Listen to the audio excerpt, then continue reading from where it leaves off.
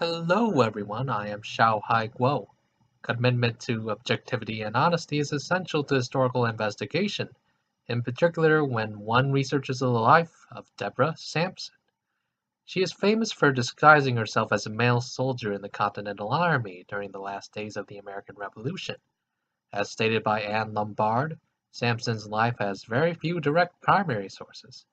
The only primary source is the 1797 semi-fictional biography by Herman Mann. Nevertheless, we historians have enough information to show her significance in this time period. To understand this significance, one must understand the societal expectations of 18th century New England women. According to Frederick Norwood, New England women were raised primarily in terms of doing domestic duties and religion. The model 18th century woman respected her husband, bore children, served the family, attended church, among other duties. When Sampson successfully enlisted in 1782, she had no husband, didn't have children, and left her family to enlist. This didn't mean Sampson didn't know the meaning of hard work and a Christian life. Quite the opposite, really. She was born on December 17th, 1760. She had overcome quite a few obstacles prior to her enlistment.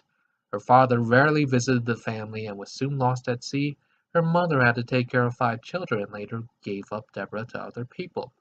When Deborah was only 5 years old, she was separated from her mother and came under the guardianship of an elderly kinswoman who died soon after.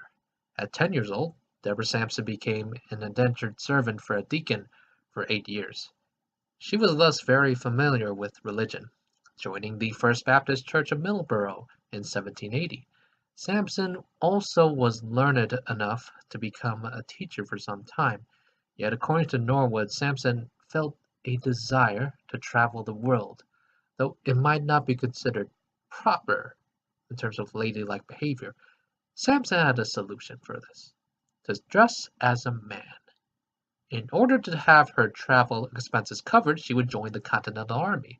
The patriotic reasons were really a bonus.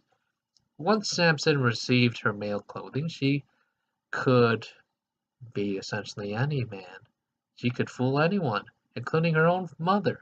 Keep in mind that according to Herman Mann, she was 5'7", taller than any man in those days, had a plain face, and was not considered all that beautiful coming from a womanly standard. It took her at least 2 tries to enlist in the army. The first attempt kind of failed due to an incident in a tavern. By the time she enlisted at Robert Shirtliff on May 20th, 1782, the war was almost over. The British were already defeated at Yorktown. Nevertheless, there were a few skirmishes afterwards prior to the end of said war. In one of those skirmishes, Deborah was wounded multiple times and actually had to manually remove a musket ball from her thigh. It wouldn't be until she got seriously ill in 1783 that her disguise was revealed. She developed a fever, even entered into a coma. The doctor discovered that the male soldier he was treating was actually female, so he sent a note to General Patterson, and Sampson was discharged from service by Henry Knox on October 25th, 1783. No punishment, though, for pretending to be a male soldier. Instead, Sampson actually became one of the first veterans to receive a military pension from the new U.S. government.